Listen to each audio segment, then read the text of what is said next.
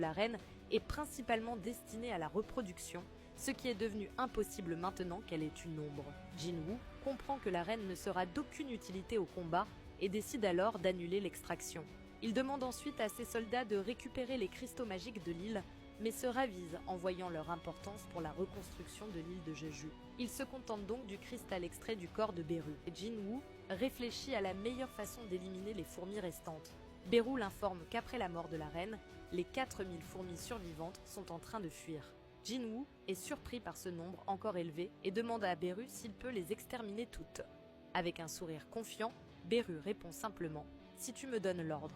Pendant ce temps, sur les navires au large de la Corée, le maître de guilde des chevaliers, Jong-soo, hurle « Les fourmis volent dans notre direction ».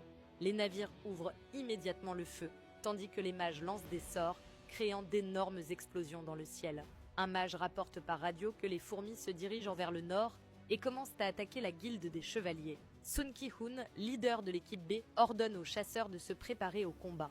Une chasseuse de la guilde Fame suggère qu'ils interviennent également, tandis qu'un autre hurle « Tuez-les tous !» Un chasseur tente de calmer les troupes en expliquant que les fourmis sont au niveau d'un chasseur de rang B et que tout le monde doit rester en formation pour protéger la réputation de la guilde Reapers. Pendant ce temps, un acteur arrogant panique en voyant l'ampleur de l'attaque et un autre chasseur le ridiculise en disant qu'il n'est qu'une coquille vide. Les fourmis atteignent enfin les côtes coréennes. Lee Ju-hee, inquiète, demande à Sang-chul s'ils pourront les arrêter. Mais alors que les fourmis chargent, quelque chose les déchiquette en un instant. Les chasseurs sont sous le choc. Ju-hee demande ce qui vient de tuer les fourmis, tandis qu'un mage de feu, impressionné, dit que c'était trop rapide pour être suivi du regard. Soudain, la silhouette de Beru apparaît.